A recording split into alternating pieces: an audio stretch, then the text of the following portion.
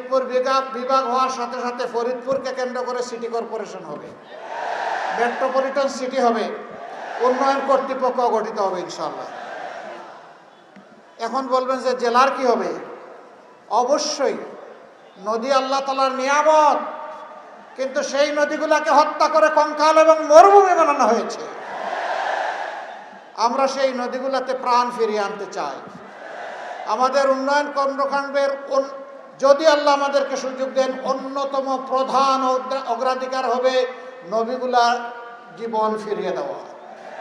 নদীর জীবন যদি ফিরিয়ে আসে, বাংলাদেশের জীবন ফিরে আসবে। এই নদী শুধু পানি দেয় না, এই নদী বহু সম্পদ আমাদেরকে দান করে। সম্মানিত ভাইয়েরা, এখানে মেডিকেল কলেজ হয়েছে কিন্তু পূর্ণাঙ্গ হাসপাতাল হয়নি, সে একই কারণ।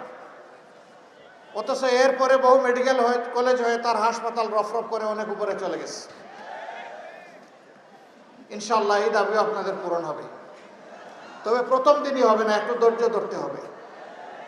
এখানে পাট উৎপাদন হতো, আগে পাটকলও ছিল সম্ভব আমি জানি।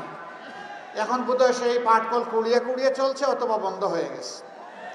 না, আমরা জাতির যুবকদের হাতে বেকার ভাতা দিতে চাই না, আমরা জাতির যুবকদের হাতে সম্মানের কাজ তুলে দিতে চাই। কাজ যদি তুলে দিতে হয় তাইলে মিল ফ্যাক্টরি ইন্ডাস্ট্রি বন্ধ করলে হবে? বন্ধগুলো চালু করতে হবে, নতুন নতুন মিল ফ্যাক্টরি ইন্ডাস্ট্রি গড়ে তুলতে হবে। যেখানে কৃষি পণ্যের সম্ভাবনা বেশি উৎপাদন হওয়ার, সেখানে ইনশাল্লাহ কৃষিভিত্তিক ইন্ডাস্ট্রি গড়ে তোলা হবে। যেখানে ওইটুকু সুযোগ নেই, সেখানে ইলেকট্রোমেকানিক্যাল ইন্ডাস্ট্রি গড়ে তোলা হবে। আমাদের মূল লক্ষ্য হচ্ছে গোটা বাংলাদেশকেই শিল্পে পরিণত করা, পুরোনো ধাঁচের কাজকর্ম থেকে বাংলাদেশকে সামনে নিয়ে আসা। আফসোস, 54 বছরে আরো অনেক কিছু আমাদের পাওনা ছিল, সেইটুকু আমরা পাইনি। একথা আমি বলবো না যে কিছুই হয়নি, হয়েছে, কিন্তু তার চাইতে 7 গুণ বেশি হওয়া সম্ভব ছিল। বাংলাদেশের 1 কিলোমিটার রাস্তা বিগত সরকার আমলে তৈরি করতে, মেরামত করতে যে পরিমাণ খরচ হয়েছে, চীনের মতো দেশ, ভারতের মতো দেশ, তার চাইতে 7 ভাগের 1 ভাগ অর্থ দিয়ে তারা সেই রাস্তা তৈরি করে। এই রাস্তার টাকা কোথায় গেল? কার পেটে ঢুকলো? কোন দেশে আশ্রয় নিল? জনগণ খুঁজে বের করবে।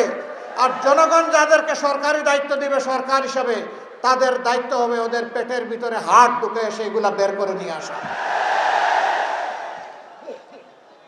এই টাকাগুলো সাধারণ জনগণের টাকা, 18 কোটি মানুষের টাকা, আজকে জন্ম নেওয়া শিশুর টাকা, রাস্তার পাশে দাঁড়িয়ে যে ভাই কিংবা বোন ভিক্ষা করে তারও টাকা। এরা সকলের টাকা মেরে এগুলা বিদেশে পাচার করেছে।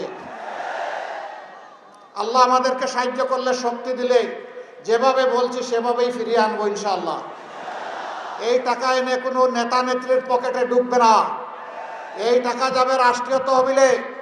সেই তহবিল থেকে ইনসাফ ভিত্তিক যে এলাকা যত পাওনা থেকে বঞ্চিত হয়েছে, আগে ওইটা দিয়ে উন্নয়ন শুরু হবে ইনশাআল্লাহ। কোনো মামু খালুর কোনো টেলিফোন আমরা পরোয়া করব না, কোনো নেতা নেত্রীর মুখও দেখব না। কোথায় প্রধানমন্ত্রীর বাড়ি আর কোথায় প্রেসিডেন্টের বাড়ি, এটা আমাদের বিবেচ্য বিষয় হবে না। আমাদের বিবেচ্য বিষয় হবে ইনসাফের ভিত্তিতে বাংলাদেশকে সাজানো ইনশাআল্লাহ তাআলা আজিম। কথা দিয়ে যাচ্ছি, ফরিদপুরের প্রতি আমরা বেইনসাফি করব না। আপনারা শুধু আমাদের জন্য দোয়া করবেন।